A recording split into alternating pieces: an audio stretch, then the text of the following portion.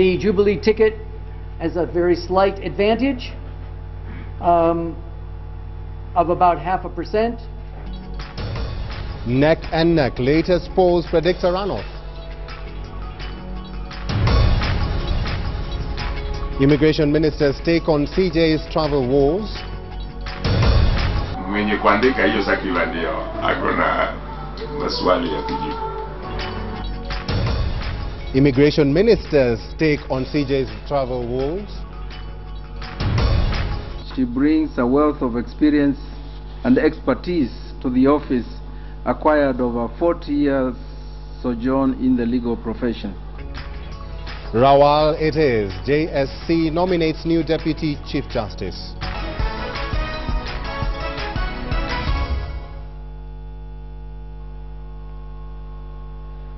It is always a pleasure to have you with us in this edition of KTN Prime on the 22nd day of February 2013. And I hope you're counting. It's only 9 days left to the general election. Welcome to the program. I'm Eric Njoka and the news begins right away. And we begin with the latest opinion poll that suggests the country may be headed for a presidential runoff.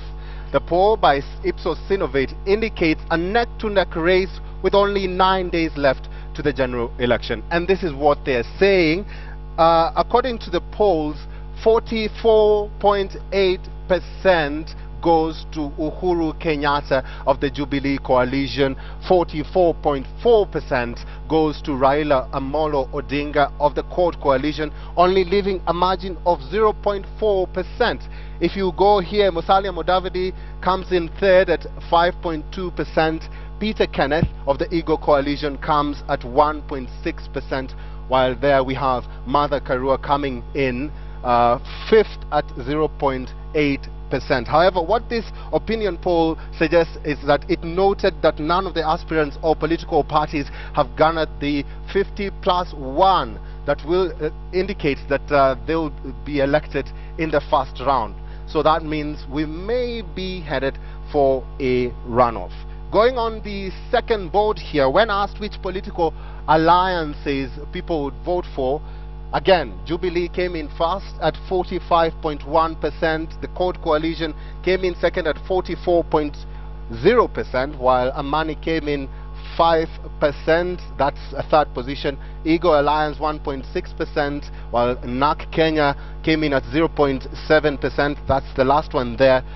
2% said that they had not decided on which was their preferred political alliance. Taking in the likelihood of a runoff, if we again go to the presidential runoff, this is the outcome. 37% were undecided on who they want to be their president, if at all we go to the runoff. Raila and Kalonzo came in second at 29% if we go to the presidential runoff. Then Uhuru Kenyatta and William Ruto came in third at only 12% if we at all go for the runoff. Lastly, Ipsos classified counties into regions, and they called them, actually classified them into battlegrounds. There is the highly contested areas and the so-called strongholds. Now, Raila and Kalonzo strongholds were 19, where Uhuru and Ruto strongholds were 20. The battlegrounds in the counties were only 4, and the contested counties here are again 4. Now, this is the last opinion poll being conducted by Ipsos Synovate, and it targeted only 5,900 registered voters in all the 47 counties. And this is what the lead researcher had to say about it. Tom Wolf. For the presidential vote, the Jubilee ticket has a very slight advantage of about 0.5%, within the margin of error, but it's basically a mirror of this figure on the alliances. All right, and that story brings us to a big question tonight, and we are asking you, do you agree with the opinion polls released today? Do you agree with the opinion polls released today? Send your brief comments beginning with a yes or a no to our SMS number. That's 8040, and we'll surely sample your comments at the tail end of this live newscast. Let's head on now to the head of civil service. Actually, we'll have Tom Wolf in a short while. When we get him, we'll be telling you details and also questioning him about the numbers and what impact they have in the results or to the general election. Well, moving on, the Immigration Minister Otieno Kajwang has dismissed the alleged interdiction of an immigration officer who temporarily blocked the Chief Justice from travelling out of the country. Kajwang says the junior officer was following instructions given in a memo that was unclear on the subjects to seek clearance. And as Sophia Wanuna reports, the Attorney General Githu Muigai says policies on international travels by independent office holders are under review and only notification and not clearance will be required in future. By the Coalition for Reforms and Democracy, the Independent Electoral and Boundaries Commission sought to get to the heart of the allegations levelled against Head of Civil Service Francis Kimemia. In a letter addressed to Kimemia and copied to the Internal Security Permanent Secretary, IEBC Chair Ahmed Isaac Hassan laid bare the allegations.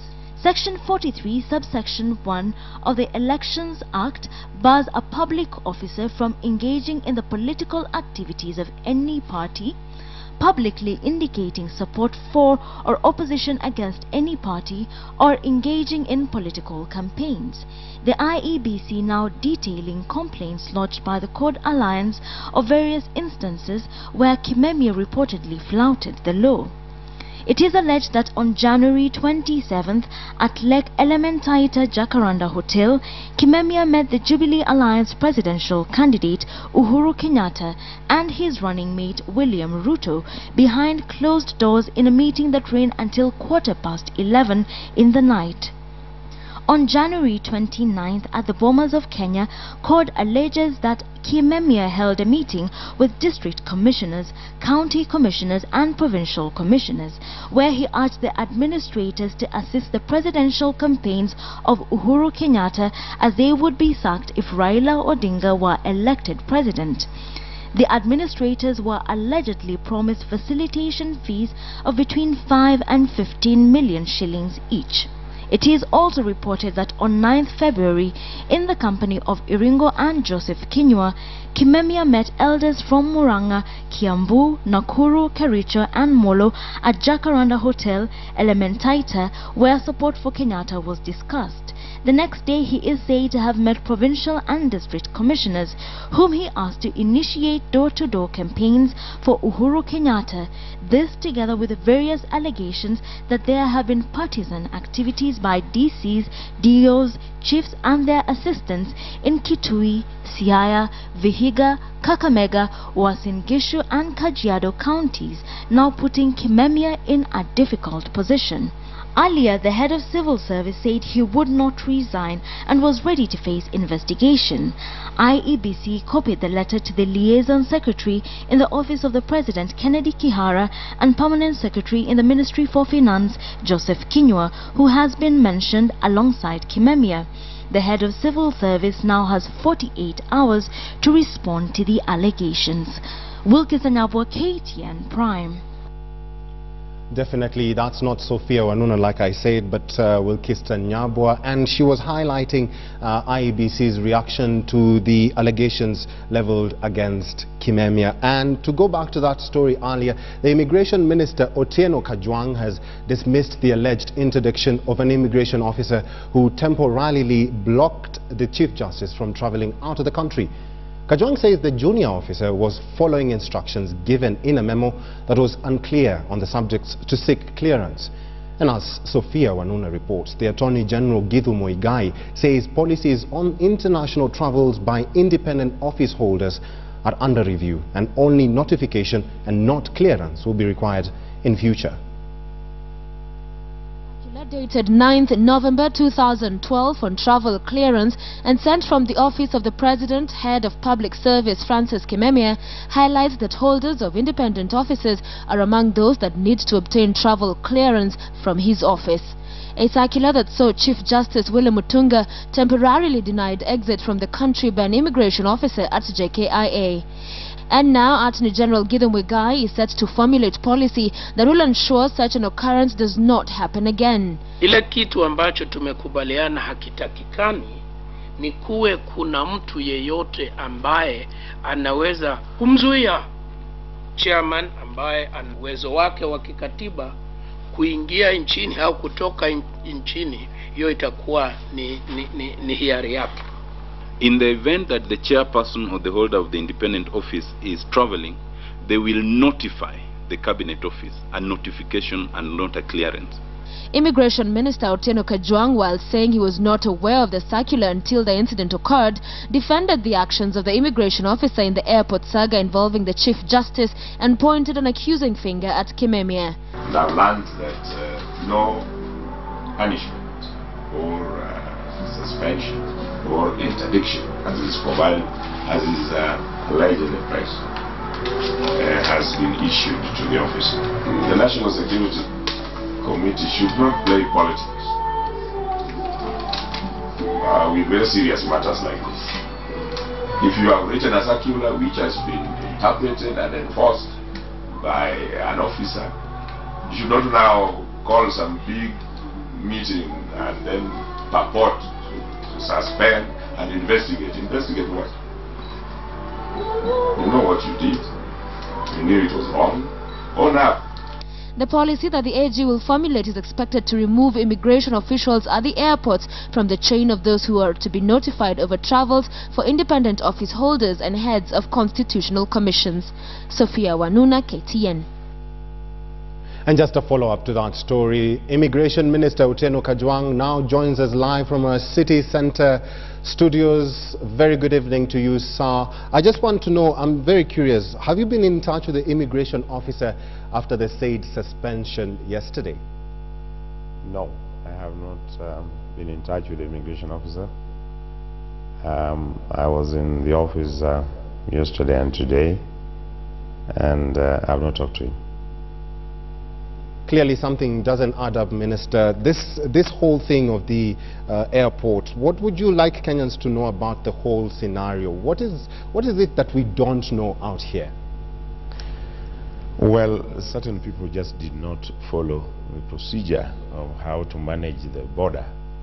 The Immigration Ministry is in charge of border management, and any other security agency or any other agency must inform the Ministry of Immigration on whatever action they want to take.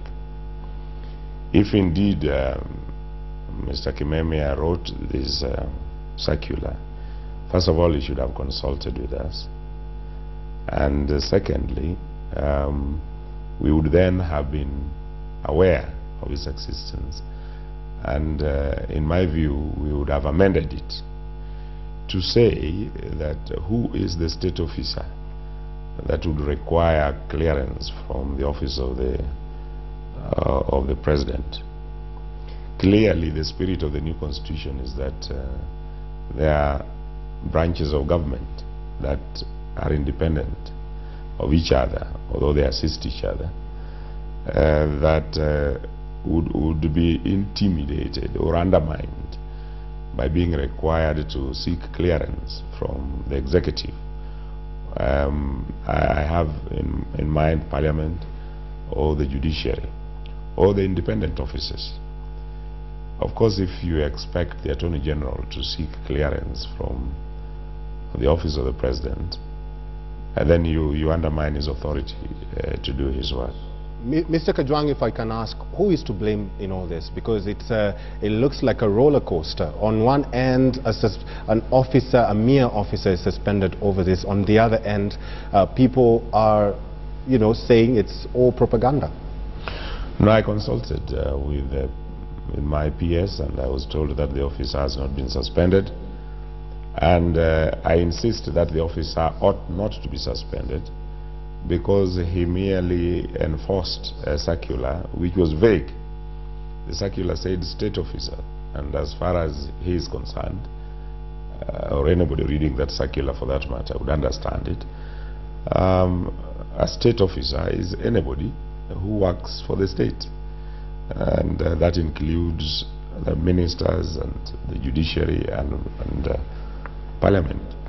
But the constitution provides that a minister who seeks to travel ought to seek clearance from the head of state. But any other officer would need such clearance from their heads of institutions. If it is parliament, then from the speaker. If it is the judiciary, then from the chief justice.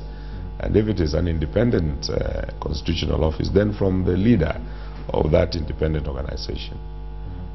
Maybe my final question, and very quickly, Mr. Kajwang, the change of rule of travel by the government, which has been now put into focus, and apart from the CJ, the IEBC officials also claim to have been stopped from traveling to Ghana. Maybe I can first ask you, were you aware of this, and which are these rules that you're willing to change?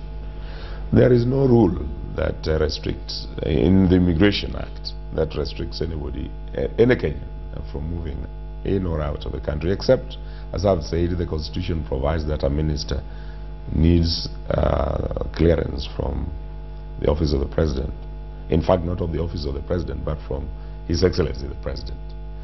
So these rules are administrative, and it seems like the office of the President has decided to enforce certain rules without seeking opinions of other government agencies. I suppose that he would have sought the opinion of the Attorney General before he circulated this circular. It would seem like some other people are not accepting that we are in the new era. Some other people still think that the office of the President is that office of the President that used to lord it over all other agencies of government and departments and branches of government. It is not the same thing. Thank you very much, Honorable Kajwang, for speaking to KTN. That is Honorable Minister for Immigration Otieno Kajwang clearing his verdict over the Kememia saga. And let's now go to the courts. And the Judicial Service Commission has nominated the Court of Appeal Judge Kalpana Rawal to fill the vacant Deputy Chief Justice position. After 2 days of interviews, Rawal beat 4 other shortlisted candidates for the same position. Rawal takes over from Justice Nancy Baraza, who resigned after a tribunal which investigated her conduct recommended her for her removal over gross misconduct. The JSC said Rawal's professional experience got her the nomination. KTN's Edith Kemani with the details. After her unsuccessful bid for the Chief Justice's position, Kalpana Rawal is second time lucky being nominated for the position of Deputy Chief Justice. Rawal is an experienced, distinguished and well-grounded judge with a clear view of the institution of the judiciary. Rawal stands to take over the mantle from Nancy Baraza, who, following an altercation with a security guard, was dismissed as unfit for office. A Bachelor of Arts as well as Bachelor and Master of Laws in Constitutional and Administrative Law holder, Lady Justice Rawal had to fight it out with 4 other shortlisted candidates for the nomination. She brings a wealth of experience and expertise to the office, acquired over 40 years sojourn in the legal profession. The vast experience dates back to 1975, when Rawal began her career as a teacher of both administration and regular police officers at Lower Kabete. That same year, she became the first female lawyer to set up a private firm in the country. Rawal will now assume office on an interim basis, awaiting the next parliament, who will be asked to approve or reject her nomination. If appointed DCJ, Rawal will be strategically placed to take over from Chief Justice Mutunga, who is only going to be around for 1 term. Edith Kimani, KTN, Nairobi. To politics now, and with 10 days to the March 4th general election, actually it's 9 days, several political parties and coalitions made inroads in several parts of the country on their vote hunting missions. while the Jubilee team pitched camp in Nairobi before heading to Makueni. The Eagle Alliance and the Restore and Build Kenya party cast their nets in Meru and Nyamira counties respectively. Linda Ogutu starts our campaign's coverage with the following report. 10 days to the general election, and the Jubilee team were back in Nairobi at the Ali Muslim Club briefly before proceeding to Makueni for a series of rallies. The recent announcement by the Chief Justice that he had been threatened took center stage, with Deputy Presidential aspirant William Ruto taking a swipe at the opposition. Ile kikundi ya Mungiki, viongozi wao wako na ushirikiano na wenzetu wa CORD. Sasa hawa watu wa CORD na partners yao Mungiki waeleze wa Kenya hii maneno ya kushurutishwa kwa Chief Justice na kuandikiwa mabarua, watueleze inatoka wapi. The Eagle Alliance, led by Kenya National Congress Party leader Peter Kenneth, made inroads in Meru, giving reasons why Kenyans can't trust him with the mandate to lead. Sasa mnajua mimi najua kuchapa kazi. Mimi CDF yangu mnajua imekuwa namba 1 miaka nenda miaka rudi. The upcoming second presidential debate did not skip his mind. Kenneth says the issues to be discussed are crucial to Kenyans. Mjadala ni wenu, si wetu. Wale wanataka kujiondoa, wawache woga, tunyoroshane kwa mjadala. Si ndio? Manake mjadala itakuwa ya mambo mawili. Tutazungumzia uchumi na tutazungumzia ardhi. Elsewhere, Restore and Build Kenya presidential candidate James Ole Kiapi made his way to Nyamira, accompanied by his running mate Winnie Kinyua. The two emphasized that Kenya needed a change in leadership. Na kubadilisha siasa si wanasiasa mnahitaji. Kubadilisha siasa ni wananchi wenyewe ndio wataamua kwamba imetosha. Hatutaki kubaki nyuma lapo watu wengine waende mbele. Political parties have 8 days in which to convince the over 14.3 million registered voters to cast their votes in their favor come March 4th. Linda Ogutu, KTN. Well, like promised, lead researcher in Ipsos Synovate, Tom Wolf, is in studio and we'll be engaging him in a short while. But first, let's just continue with the campaign stretch. And in Kericho County, called flag bearer Raila Odinga and his running mate Kalonzo Musyoka this afternoon addressed a joint rally in Kapkatet, where their bid got endorsement from a section of Kalenjin leaders. Kalonzo said the best way for Kenya can reward Jaramogi Oginga Odinga for paving way to a Jomo Kenyatta presidency is to vote for Raila. Our senior reporter Aaron Ochieng attended the Kapkatet rally and now reports. It is here at the Kapkatet historical grounds that the CORD coalition led by Raila Odinga and Vice President Kalonzo Musyoka wound up today's campaigns. And with only 10 days to the election, CORD continues with its campaigns in the Rift Valley, which has the highest number of voters in the country. Hii ilikuwa ni nusu mkati. Mwana hii tunataka boflo mzima. Tunataka boflo mzima. Na tukiwapata boflo mzima mtaona tofauti kubwa zaidi. Kwa hivyo mimi nasema pigeni kura kwa Arabi Bey. Na ndio mimi nikaona haki ni kwamba ikiwa Jaramogi Oginga Odinga alisema wakati ule 63 kama yeye hawezi kukubali Kenya iwe huru ikiwa mzee Jomo Kenyatta angeendelea korokoroni. Hiyo kujitolea kwake huko Jaramogi ndiko mimi sasa nimejitolea kumlipa kupitia kijana yake Raila Odinga.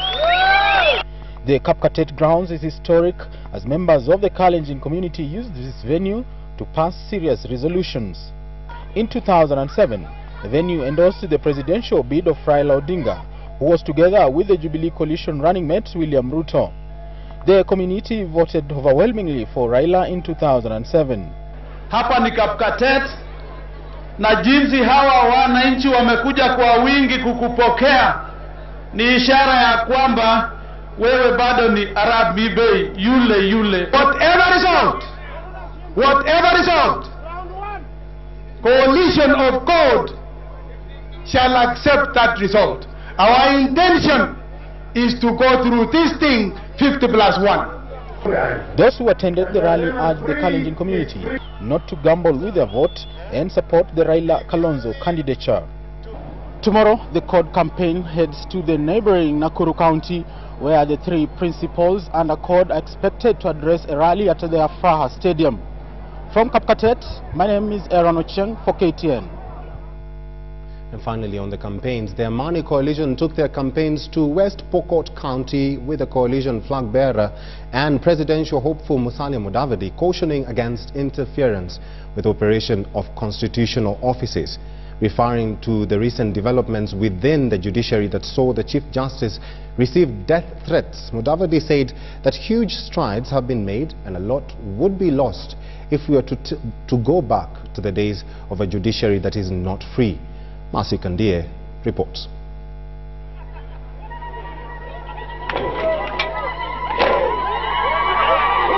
West Pokot County welcomed the Amani coalition as the team converged on the Makutano grounds in Kapenguria for their rally.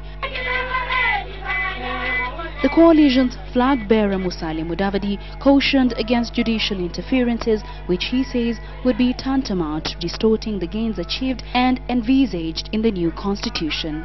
Tunasema tafadhali, let everybody be secure in this country. Let all organs operate independently in accordance with the constitution. Hapo ndio sisi tunasema. Tusiwe na shida ya mtu kusema huyu anafuruga huyu na huyu anafuruga huyu. Kama iko kitu ambayo imetokea kwa serikali, wafanye hii na usabana kitu ya kukuja mwambia raia. Wataambia sisi wanalilia nini alafu sisi tunafanya nini? Ama namna gani? Kama baba na mama nalia kwa nyumba, watoto tafanya nini? Si watalia zaidi. New vote Kenya. While on the vote hunting mission, Mudavadi added that clear adherence to the constitution would sustain the faith of Kenyans in the various constitutional offices in the country like parliament, county governments and judiciary, urging Kapengura residents to ensure they elected persons that would command respect both in the country and in the international arena. Tunahitaji hiyo heshima pale pawili. Heshima ya Wakenya wenyewe na heshima ya kimataifa. Kwa sababu sisi kama Wakenya tunafanya biashara na nchi za kimataifa. Sisi kama Wakenya tunahitaji rasilimali ya Wakenya na rasilimali ya watu kutoka sehemu zingine za ulimwengu. Mudavadi told Kapenguri residents to ignore the recent polls, adding that he had chosen to champion for his own cause this time round after supporting both Uhuru and Raila in 2002 and 2007 respectively. Mercy Kandie, KTN, Kapenguria, West Pokot County. So those were the campaigns, and the latest opinion polls by Ipsos Synovate suggest that the country may be headed for a presidential runoff, and in fact they're saying that it's a neck-to-neck race with Uhuru Kenyatta of the Jubilee coalition leading with 44.8%, coming in closely second with a margin of 0.4% is Raila Amolo Odinga with 44.4%. And we have Musalia Mudavadi at 5.2%. The numbers are on your screen as you see there. And they say that, actually Ipsos notes that none of the aspirants or even political parties garners more than the 50% plus one to have a clear win in round one. This clearly points out a runoff. In this, we have to actually invite Ipsos Synovate lead researcher Tom Wolf. Thank you very much for joining us on KTN. Very quick, this the latest research has a difference with the previous one. Maybe you can tell us why is this so, and how does that impact the final results? Thank you. Well, first I should advise a little bit of caution. If you look at the margin of error for this survey of plus or minus 1.27%.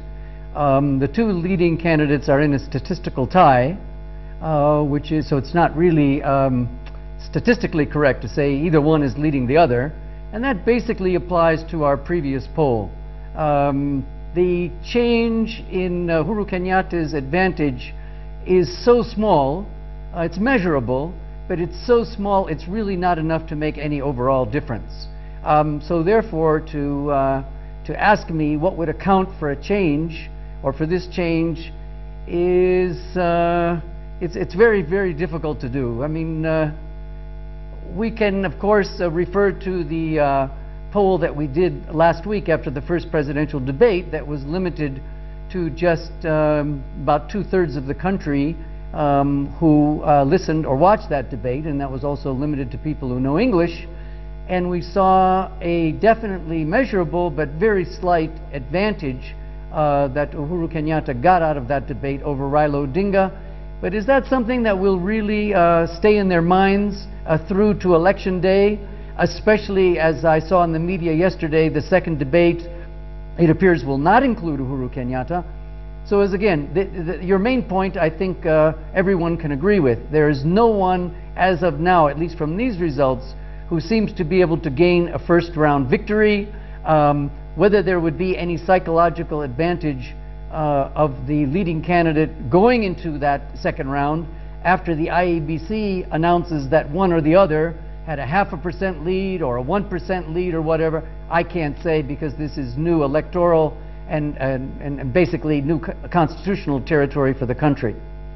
Okay, if I may ask, I'm just curious, are you attributing this change to the presidential debate that was, conducted recently, or what are you attributing the change to in consideration to the Jubilee team going up slightly? Well, as I say, the change is so slight, it would be difficult to attribute it to anything because there's really not that much to attribute.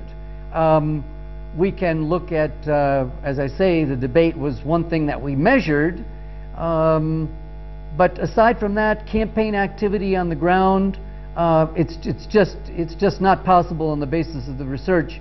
If we had a change of 3, 4, 6, 7, whatever percent, you come back and ask me that question again.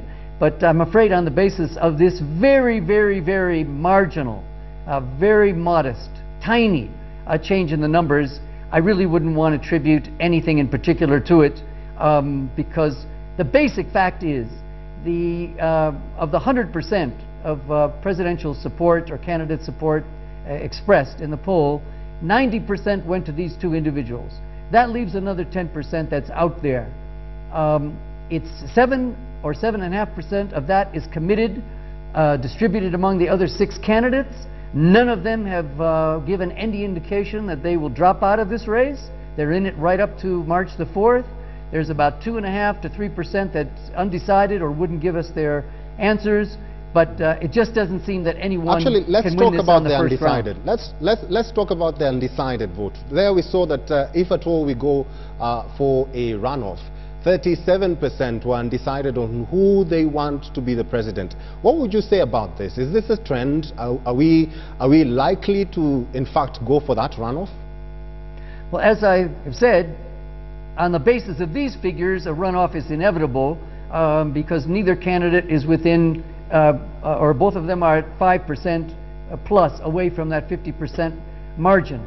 Of course, we know that in every election in every country in the world, supporters of different candidates and political parties come out to vote on election day at different rates, at different levels. So I would say at the moment, the first round in this election, whether it's an outright win or simply getting a percentage advantage, everything depends upon turnout. That is, whether especially on the two main candidates, how effective is their, what we call, ground game or ground machinery going to be starting from really midnight on March the 4th through to the close of polls at, I believe, 5 o'clock in terms of getting their supporters out to vote. If their efforts yield basically similar results and there's not a huge difference in turnout, then you are correct. We would be going into a runoff. And then it really depends, again, not just on the turnout, because some people may say that one election day is enough in 5 years and they may stay home, and we don't know where that concentration of a refusal, if there is any, to go and vote would be. But really it would depend on what would the influence be of the other 6 candidates in encouraging their supporters who voted for them on the first round, who seem to be giving them in total between 6 and 8%. Where would their support be in terms of the two leading candidates? Would it go more towards one of the main candidates or the other, the two finalists? Or would it again be divided half and half So we'd come off with basically a statistical tie, and then it would be up to the Electoral Commission through very, very, very careful ballot counting down to the last couple dozen ballots as to who the winner is. But so much can change in the more than 1 month before that runoff, even if we are going to have them, that it's far too early to say what would actually affect the dynamics of that contest. Thank you very much for making that clear. Let me just ask you the final question, and this is out of curiosity. Yes, you've talked about the first presidential debate not having any impact on this result. Yes, we have a second debate, and yes, one of the candidates actually pulled out of that debate. If you look at it closely, will it have any impact after the debate is held? Well, I do survey research. I'm not a fortune teller, or I'd probably be a lot richer than I am. So it's not for me to judge what might be the outcome of that.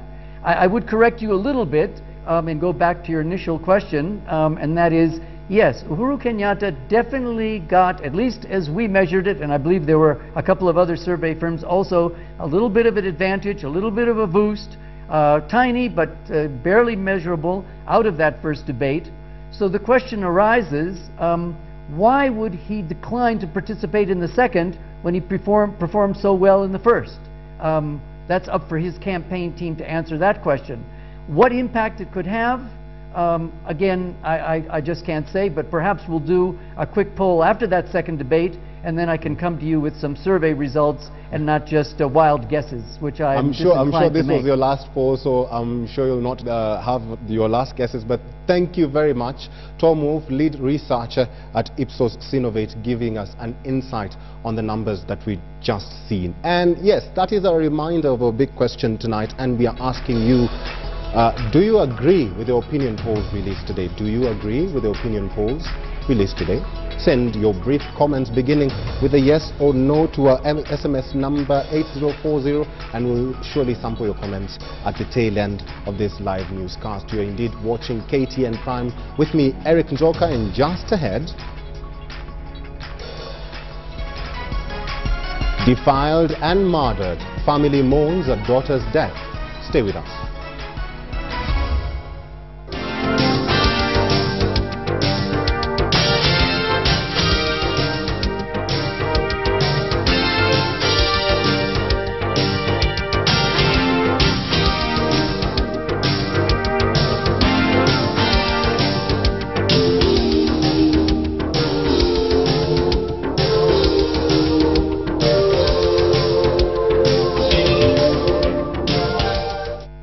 Stories of the day, and police officers are investigating the authors, printers and even distributors of hate leaflets that are being circulated in some parts of the country and are meant to cause fear and panic among certain communities.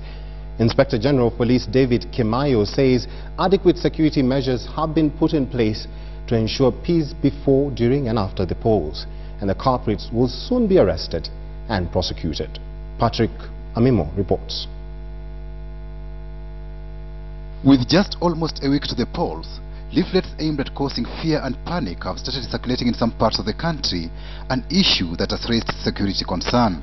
Quite a number of leaflets were seen in Kisumu town very early in the morning, and some of those leaflets are some of the leaflets that were inciting public or causing terror to the members of the public.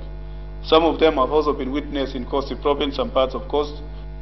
Kimayo says police are alert and will deal firmly with the authors of the leaflets. Sleuths knowledgeable with cybercrime are also monitoring the social media to apprehend those spreading hate through the internet. Our officers are firmly on the ground and working around the clock to ensure that the authors and distributors of the leaflets are arrested and charged accordingly.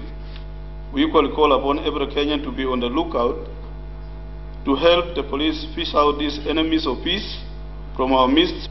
The warning comes in the wake of speculation that some politicians are planning to issue threats to voters to vacate certain parts of the country ahead of the election in order not to participate in the polls. The Code Alliance recently says some communities in Naivasha have started moving to their ancestral lands out of fear. In Narok, the county commissioner assured local and immigrant communities of adequate security, saying Kenyans have a right to live and vote anywhere within their borders. We'll also have standby riot squad We have also requested for a platoon or a contingent of GSU to go on standby. Police have been directed to move swiftly and arrest youths who disrupt political rallies by throwing stones and other forms of intimidation. These incidences appear minor, but may escalate into bigger violence if not managed well in time. Police have urged the public to be extra vigilant and share with the security agencies information of persons suspected to be sympathetic to terrorists. Patrick Amimo, KTN. Meanwhile, a family in Kiambu is agonizing the death of their 6-year-old daughter who was allegedly raped and strangled on her way from school. According to her parents, the young girl went to school with her friends but did not return home as late as 6 p.m. A manhunt launched thereafter to find her did not yield much until the next morning when they received a call that her half-buried body had been found in a maize plantation. Local residents say a young man suspected to have been involved in the act has been arrested and is being questioned by the police. Asubuhi wazazi wake wamemtafuta usiku kucha yote. Asubuhi wameenda mpaka kwa shule hawajampata. Ndio masaa ya saa 6 ikasemekana kuna mtoto amepatikana kwa shamba. Kwenda kuangaliwa ikapatikana ni yule mtoto amekuwa raped na ameuawa, amenyongwa. Sasa ndio hiyo mambo askari wakakuja na kijana mwenyewe imesemekana amejulikana na ameconfess na amepelekwa police station. Such a pretty little girl, very sad indeed. President Kibaki today presided over what he could be his last passing out parade at Recruits Training School in Eldoret, where he underscored the need to scale up the military training provided for Kenya's forces. Kibaki called on the new recruits to uphold the good reputation the country has continued to enjoy over the years as they step up to the next level of their careers. He added that a lot of focus should be given to the forces as they continue to defend the sovereignty and territorial integrity of the country. Kibaki said the successful completion of the training by the forces heralded by the beginning of a demanding and challenging career that requires utmost determination and discipline. The president asked that more than 2,000 graduates to embrace unity, even as he extended the same to communities drawn from diverse regions. The head of state acknowledged the contribution of the personnel in the society and the country at large and emphasized the need to utilize the skills acquired to spearhead development projects. Kibaki asked Kenyans to offer adequate support to the forces and particularly commended them on the successful planning and execution of the Operation Linda Inchi. I urge you to guard against irresponsible behavior likely to jeopardize your personal health and the safety or the reputation of the defense forces. Whatever you do should only be aimed at enhancing both the image and the performance of our defense forces. Good evening and welcome to today's business report. My name is Boni Tunya. Now, the East African Breweries Limited, EABL if you like, has announced the imminent exit of its Chief Executive Officer Devlin Hainsworth after only 8 months at the helm of the regional brewer. Now, the brewer says that Hainsworth, who took over from Sheni Adetu in July last year, will be leaving the company and its parent firm Diageo in March 31st, 2013. Now, EABL announced also that Hainsworth will be succeeded by Charles Ireland on the 1st of April. Prior to his appointment, Ireland was the managing director of Guinness Angkor Bahad in Malaysia, a joint venture between Diageo PLC and Asian Pacific Breweries.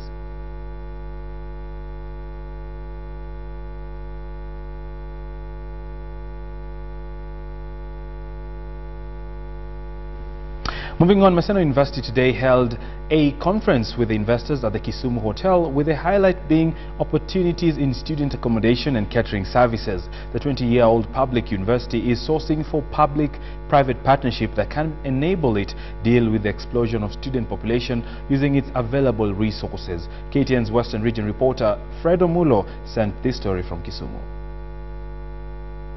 The exponential growth in the education sector over the Kibaki tenure has brought expanded opportunities for institutions of higher learning, but a drop in government funding has limited their options as students' numbers increase. But we do not have resources for accommodation and catering. This is why we have brought together various partners from the private sector, from the local authority, potential investors, the universities, the bankers, the financiers, in order to invest in hostel and catering facilities.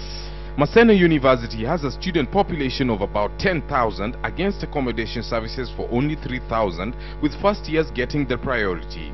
We have land around the university in Maseno.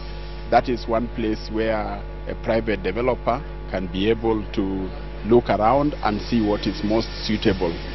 But we are not only limiting development to Maseno. We are also working with the local authority to see if we can get land around Kisumu. The university management that controls abundant land resources is thus inviting investors ready to focus on the tough accommodation bit, while it concentrates on development of academic facilities like libraries, laboratories and lecture halls. For KTN Business, I am Fred Omulo.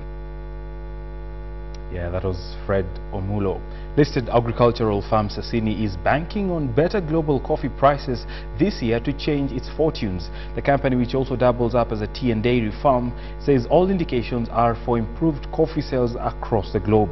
Speaking during its annual general meeting, the group chairman James McPhee said the company's 2012 financial performance was largely affected by the low coffee pricing. Additionally, the company also decried the high cost of energy in Kenya that erodes their profitability over time.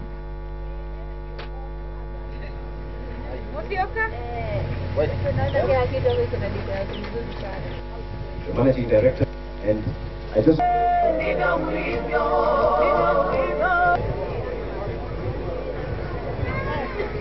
The price at which we can sell our commodities, those commodities that we produce, is not determined by us. It is determined by the market. The international price of coffee has gone down very, very substantially from 2 years ago. And the result is that our coffee operations are much less profitable than they were 2 years ago or even 1 year ago. However, the outlook there, we hope that the price of coffee is going to go up on the international market. If it does, we then will be able to operate at a greater profit. What has happened in this particular year, you may notice that we had a huge drop in coffee prices. And this has really affected us in terms of our profitability in the entire group. In the previous year, we had prices of in excess of $7 per kilogram, and in this particular year, the price in this year ending 2012, the prices were approximately $4, just over $4. Now, of course, this affects our bottom line. That was Sasini tea management reacting to reports of dismal performance in the 2011-2012 financial results. Let's take a look at other business news that made headlines today in the country. Down the back, come up. Nice. Today saw the introduction of the Nokia Lumia 620 into the East African market, alongside the flagship Nokia Lumia 920 and the mid-range Lumia 820, which were announced earlier this month. The Nokia Lumia 620 uses a new dual shot color technique to deliver a variety of striking color and texture effects. Dual shot adds and a second layer of colored, transparent and translucent polycarbonate on top of a base layer to produce secondary color blends with depth effects, with 7 different exchangeable shells to choose from. Elsewhere, the Housing Finance Foundation, in partnership with the Vision 2030 Delivery Board, has signed an agreement aimed at the creation of 1 million artisans by the year 2016. The partnership is set to launch a youth account around entrepreneurship, building and crafting for the East African region. The project is aimed at addressing skills gap in the country. And finally, the Export and Processing Zone Authority of Kenya has entered into a partnership with the Mount Kenya University for Education and Training, Equity and ABC Bank for financing of approaches aimed at building business capacity in entrepreneurs through the establishment of incubation systems that will see SMEs nurtured for a period of 4 years in a bid to enable Kenyan entrepreneurs compete fairly across the world. Boni Tunya for KTN Business. It's time for sports now. Nixon Kiplagat Cherotich, Moses Kipto Kurgat and Wilson Erupe Loyanae have been banned by Athletics Kenya in conjunction with IAAF Medical Committee for failing doping tests. AK has finally cracked the whip on doping after allegations were made that some Kenyan athletes use performance-enhancing drugs. The trio have been accused of using the banned substance. Victor Ogale reports. Doping. It is an issue that is slowly eating into Kenya's most successful sports, athletics. A week after retired athlete Moses Kiptanui made public news that Kenyan athletes are using performance-enhancing substances. 3 marathoners have been banned for 2 years for various doping offences by the IAAF. They include Nixon Kiplagat Cherotich, Wilson Erupe Loyane, and Moses Kipto Kurgat, who was sanctioned for an year after both A and B samples tested positive for prohibited drug substance norandostron. Names came to us almost a month ago, and first of all we had to trace where they were, because even if you read the names, they are not the common names that we have in this country. I'm told, in fact, one of them resides in the United States. However, Francis Kibiwott, who represented the country at the 2007 World Half Marathon in Udine, Italy, was pardoned after his case was positively reviewed by the Medical Commission of IAAF. We summon the accused or whatever. If he has got any witnesses, he comes before the Medical Commission. We sit normally like a court of law, and the process goes through, is asked whether it is true. However, Athletics Kenya remained cagey on local athletes doping, insisting that some of them may be doing it unknowingly or are lured by their agents and managers in order to win races. Already there are over 200 prohibited substances released by the World Anti-Doping Agency, which also includes some vitamin supplements, a favorite among sportsmen. Some of the Substances abused are either therapeutic, that they have been allowed to do because maybe some ladies want to, as I've said before, they use it for medical purposes, for the purposes of fertility. Others have got some kind of diseases where they need certain medicine. AK chairman absolved the federation from blame, saying the government through its agencies has to crack the whip since they lack the mandate over clinics that sell such drugs to sportsmen. Some other countries have got a lot of heavy testing processes, and most of them actually don't even go through, and most of them, when they come to IAAF, the cases are dropped. When they come to the council, maybe we may confirm 5, 6 or so. Athletics Kenya is set to conduct awareness workshops for athletes on the dangers of using performance-enhancing drugs. Victor Ogale, KTN Sports. The 2013 season curtain raiser will be played on Saturday, 23rd of February, that's tomorrow, at the Nyayo National Stadium in Nairobi, pitting Tusker FC and Gor Mahia. Premier League holders Tusker are the current holders of the trophy and will seek to retain against the winners of the President's Cup in what may seem as a repeat of the 2012 season DSTV Cup. Speaking to journalists, coach Zatko Lugaruzshek expressed optimism and banked his title chances on the 12th man, as Kogalo will have a large number of supporters compared to Tusker. Matano, on the other hand, hoped to continue with his winning streak after a 4-1 demolition of St. Michel in Seychelles. SuperSport presented a 1.25 million shilling check, with the runner-up taking home 500,000 shillings with a man of the match, and both coaches receiving a DSTV Walker mobile satellite device. They must understand one thing. Gor Mahia is a beatable team. Gor Mahia is a strong team, but Gor Mahia also can win the game. Gor Mahia also can lose the game. Facing a team like Tusker, it's a big match and the expectation is high. So we're just working on the positives, and come tomorrow, I'm very much sure that we're going to do our best, considering we lost the Charity Cup to Sofapaka. We never scored against Answer Union, so this is the match that somehow will rebuild back our confidence. You really have to bear with me. I am so not used to those names. So let's just move on. The Kenya Cup rugby final will be held under floodlights tomorrow night at Kasarani Stadium, pitting the giants of Rift Valley Rugby, Menengai Oil Nakuru RFC, against University side Strathmore Leos. Who will be the new king of Kenya rugby? Sadiq Shaban previews the finals from Nakuru. The Kenya Cup Rugby Finals conclude Saturday night with the best two teams in Kenya eyeing the trophy. But Menengai Oil Nakuru RFC will be going for so much more. In our finals, emotions are very high, but we have to be very careful. We have to balance our game. We know we have very good forwards, we have very good backs. We have to balance that out, and we have to take opportunities whenever they are presented. They beat fellow finalists Strathmore Leos 10-5 in their only meeting this season, but they do not underestimate the university side. Strathmore ni timu nzuri na watangangana na sisi tutawapelekea game, tutacheza nao, wanajua vile si ucheza, tunajua vile wao wacheza, na tunajua Kenya we know what they have to offer. Largely considered underdogs and outsiders in the Kenya Cup Rugby, Menengai Oil Nakuru RFC, also known as Wanyore here at home, will be seeking to reclaim their glory when they play Strathmore Leos tomorrow night in the finals of the Kenya Cup Rugby at the Moi International Sports Centre, Kasarani. And the team here says their trip to Nairobi will only culminate in one thing: bringing the cup back to Nakuru. Sadiq Shaban reporting for KTN from Nakuru Athletics Club.